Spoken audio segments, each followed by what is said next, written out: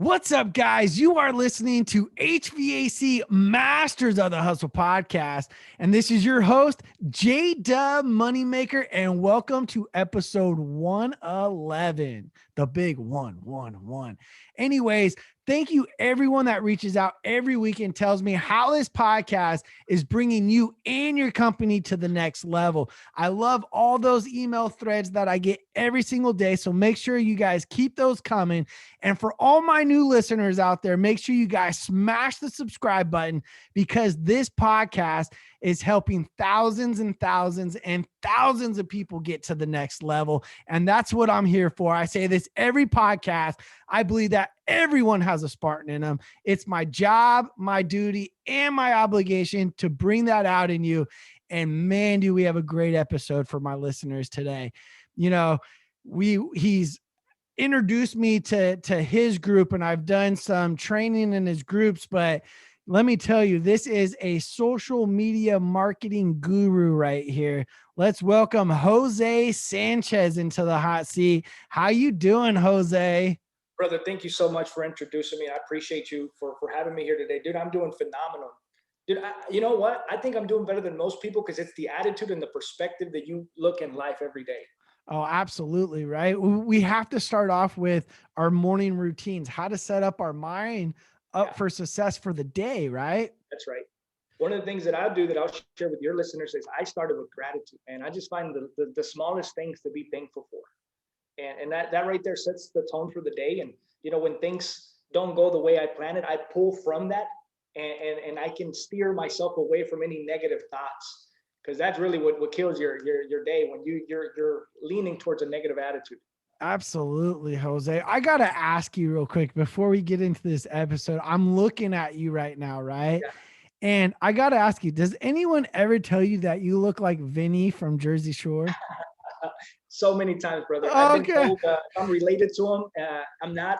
I know who he is, but I'm not related to him. I just have a similar face than he does. Oh man, you guys could pass as twins almost. I mean, definitely a little brother, right? Yeah. So There we go. tell my listeners a little bit about yourself. How did you get into the marketing industry or to the marketing guru that you are now? Because I mean, you are helping, you know, I say thousands and thousands of people, but you're doing the same exact thing. You're helping people get their businesses to the next level. So let's talk about that. Yeah, no, thank you for asking. So it's kind of crazy how life happens. As you guys know, one thing always steers you to another. So I come from a very aggressive industry, which is the car business. I was a car salesman for years, dude. And I was trained by a freaking military Navy SEAL anal person that structured me to become like dangerous for people's economy, bro. Like he trained me. And I come from that industry. And so COVID happened. I ended up getting out of the car business. And I had no idea what I was going to do with my life. COVID's happening. Everybody's unemployed. And I come across this program that teaches you how to start your online business. And I bought into it. It was $10,000 entry level. And man, I got started with that. Some foundational understanding of what the online marketing can do. And that's how we got started. Me and my business partner, Brandon, for some of you guys that don't know Brandon is a freaking genius. Brandon is just like, man, he blows my head every time that he speaks when it comes to marketing.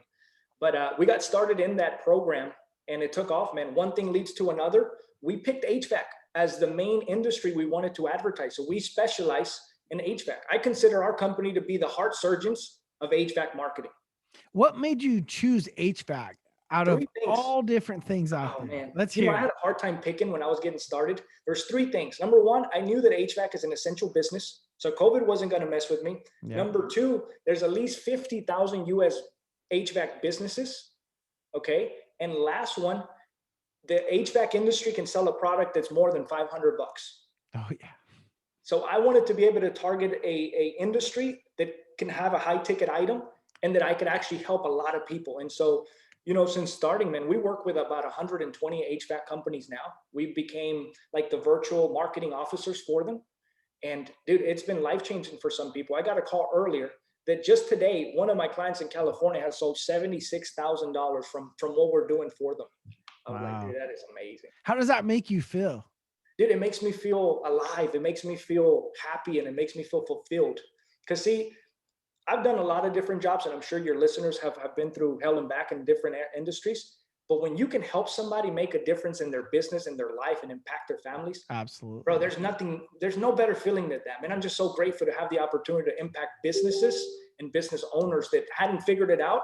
We connect, we meet up, we put a game plan together, and I figure out where they want to end up, dude, and we just go execute. Nice. And you said that you're working with over 100 companies now, helping them get to the next level. That's right. How do companies, what's kind of like your process if one of my owners that's listening to the podcast says, I want to reach out to Jose, what's Sure. kind of the process of signing up to do something like this to get their company to that next level? Yeah, man. So one of the things that we look for is companies, number one, the attitude, man, the perspective that people have on their company. The number one reason why companies grow is because the leader is leading in the right direction. So if I have a Absolutely. leader that his mindset is weak, I have to help them structure that. But one of the things that I look for is leaders that want to grow, that are hungry, that are motivated, and they haven't really figured out how to get in front of more customers. See, so it takes that. I'm looking for that. I'm also looking for companies that they haven't started yesterday. Like, I don't want an entry level company that started a week ago. I want somebody who has a little bit of structure that can handle the Mhm. volume and we start sending you to customers. So those are just a couple things that we ask for. Other than that, man, if you can close deals, I can send you customers. Absolutely. All I say is get my foot in the door, man. I sold door knocking leads for the longest time, not me knocking the doors, but I had canvassers go out for free, not them go out for free, but to have me go in there for a free service and turning it around to a $20,000 investment. 100%. So for me, for my listeners, just get me in the door, right? Yeah. All these marketings, as long as you could get us in the door, it's our job as professionals to look at the scope of work, close those objections before they come out, and find a solution and educate the homeowner on how that's going to benefit them and their family. And you have to create urgency, Oh, 100%. Because right? everybody wants to wait. Yeah. Yeah. Right.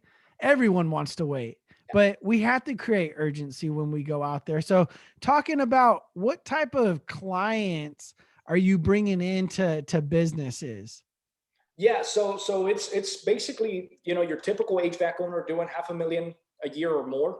And we take those companies and we have it's not a sales pitch or anything. We have a talk with them. We understand what's the bottleneck in their company. And what I've realized, Jason, and I'm sure you realize this, one of the biggest problems is having enough staff to handle the work. Mm-hmm. So that's been a huge bottleneck. No matter how many, people I can get you in the door, if you don't have a fulfillment team that could take on that work, your company's going to get stuck. You're Mm-hmm. going to be stuck around that, 500 to 800,000, and you'll never cross that 7-figure mark. So I make sure that we also help them, at least find the people that can go out and fulfill the work. Because, dude, you could sell all day long, but what if your team can't handle the work? That's the Absolutely. problem. I mean, and that's a good point right there, because as much as it's important to get ink on paper, right? It's just as important to get a next day install or a immediately install, because life happens. My Yes. listeners listen to this podcast. How many jobs have you guys lost because you were a week booked out, right? Being a week booked out for an owner is not a good problem. That is a bad problem. And I want you guys to understand that, because some business owners I go to and I'm like, man, how booked out are you guys? And in the summertime, they're like, oh, we get 2, maybe 3 weeks booked out.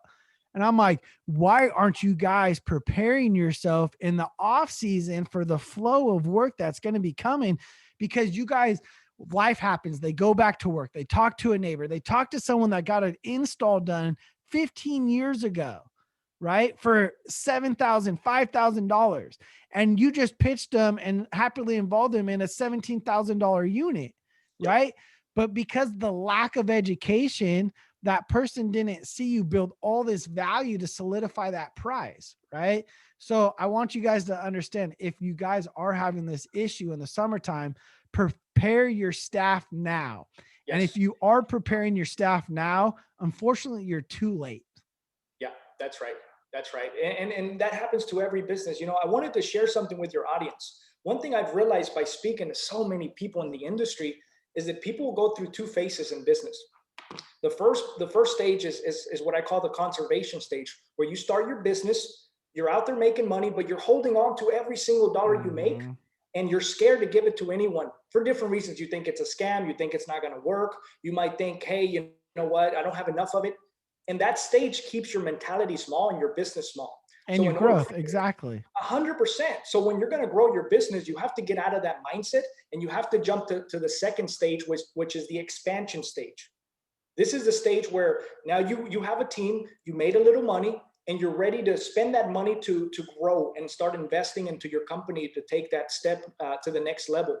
But most companies get stuck in stage one. It could be 10 years in conservation stage, Jason, and they don't get out of it. So I'm sure the business owners you talk to, they're already in expansion stage, so wanting to grow. And so that's what I'm looking for, man. I'm looking for businesses that want to grow, that have the intention and haven't figured out how. Absolutely. And how do you show them how? Dude, so what we do is we have a conversation with them. We understand, number one, we make sure they have enough staff to handle the volume of work that we can send them. And we understand, hey man, are you very goals driven? Do you track your metrics? Do you know your acquisition per installation? Do you have all that in place? And if they don't, very important. 100%. You know, a lot of people spend thousands of dollars on marketing, and they have no idea what kind of acquisition costs they have. You know, so we teach them how to do that. And on top of that, we create an online presence for them that makes them sexy and attractive. So they don't no longer have to go chase clients. Clients are actually chasing them down.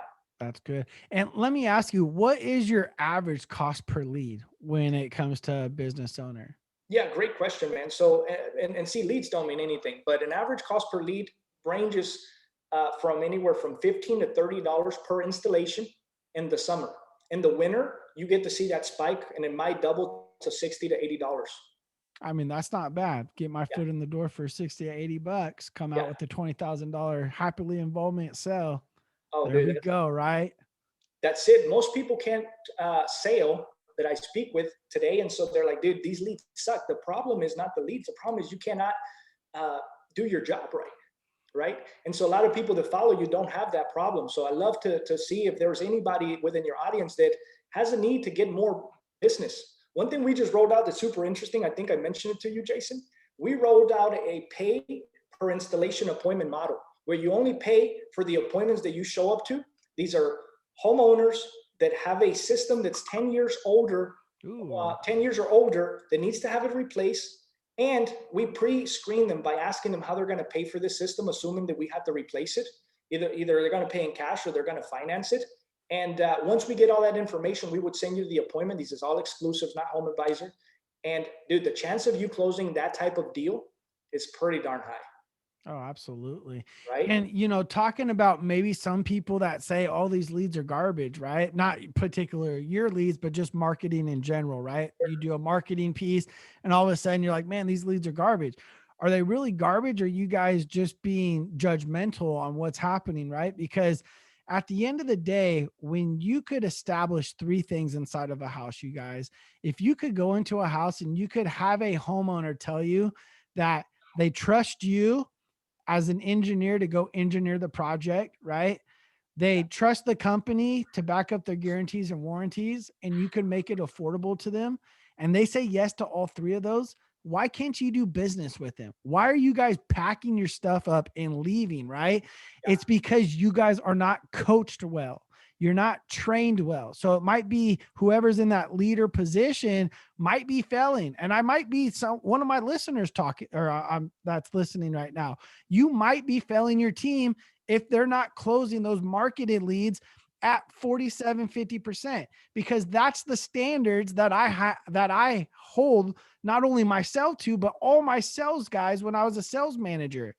50% minimum when we're doing this, 3 to 4 times a day, you guys, 5 days a week, 6 days a week, that's 30 plus calls, right? Yeah. And with that being said, if I'm doing this 30 times a week and a homeowner only does this once or twice in their life, why am I not closing that deal more than 50% of the time?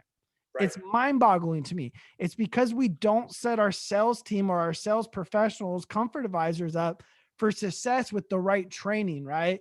So that's why I'm, the largest, fastest growing national sales trainer this year, is because I go in there and I teach these guys that what is possible in this industry by opening up their mindset, right?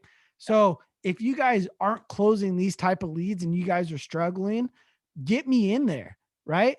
Get Jose in there to teach you as well, because I'm sure by him allowing these marketing leads, I'm sure he knows how to close these too. He's not Yeah, any stranger to a sales role. He's that's right. been doing this for years. Yeah, no, and that's exactly right. One thing I realized, man, over time is marketed leads are not the best. Like there's a lot of different types of to market your business, organic referrals, those are great. But at some point, if you're really going to scale, you're going to have to put some money behind, whether it be Google, Facebook, YouTube, Yelp, Mhm. whatever platform you want to use. But at some point, you're going to have to use a marketed lead to get in front of a customer. Oh, And when you absolutely. do that, you have to understand that those marketed leads, they are going to be a lot colder than a referral, right? On average, statistics show me that you have to call a lead 11 times before you get them on the phone just to get an appointment. So a lot of the times there's so much more effort that gets put into that people don't see on these marketed leads. And so Mhm. maybe you spend a few $1,000, maybe you tried it before and it didn't work for you. There's so much effort that needs to be put in. There's always a delayed effect that we don't count on. And you talked about training, which is awesome, dude. I train 2 hours a day every morning on sales. Mhm. Every day, dude, Monday through Saturday. There's no exception for me. And I train on how to follow up more effectively, how to close, what other techniques I could use. Because at the end of the day, if you're not sharpening your knife, you are becoming a butter knife. Yep. Ooh, I 100%, dude. love that metaphor right there. Just dropping Dude, bombs. I'm telling you, either you're going to be a razor blade or you're going to be a butter knife. Which one do you want to be? Oh, absolutely. Be that razor blade, right? Dude, and if you're practicing with customers, you're doing it wrong, Mhm. right? Because it's too late. Absolutely. Nope. And that's one thing that I say is, how are you guys practicing right now? You know, when you're training and everything, is it in a group atmosphere with your peers and your coworkers? Are you doing it behind the scenes with your wife, right? Or you double dipping and doing it with your peers and your family? I mean, I was a person, you guys got to understand, in order to get to that next level, right? You have to not only work a full day, but you have to watch YouTube videos, train yourself, get your mindset right. All this stuff behind the scenes has to be in process and in play in order to be successful, right? And talking about the leads that you're giving them, I mean, here's the thing. Whatever marketing lead that I'm getting, regardless, I mean, I love marketing leads because they're actually on the market, right? To purchase a new system. That's right. And to me, it's like I absolutely love it because, again, if you have them agree to those three things, why can't you happily involve them? Right? It's because you're not good at staying in the batter's box, right? And that's what I call the objection, is the batter's box. They throw you all these objections and you're just jumping out, not even trying to hit the ball, right? You know, for all my listeners that know me playing baseball growing up, I crowded the plate. That's why I use that metaphor, is because when I crowded the plate, they would always throw a high inside fastball at me to try to move me away from the plate. But I was always a big guy, you know, 6'3", 200 pounds. I stood right there on the plate. And if they wanted to hit me, I go take a free base, right? Sacrifice. That's right. It's all about training, man. And you don't always have to train sales if you're not selling, but you have to train to master your craft to the point that you become an expert and people look up to you and ask you for advice. So Mhm. I've been training myself so long that they added me as one of the coaches for a program that I'm part of, and I train about 600 other uh, business owners on how to sell. But the thing is, if you go look back in time, the rules for sales, Jason, they haven't changed in the last 100 years. They've just been worded differently by different people. Mhm.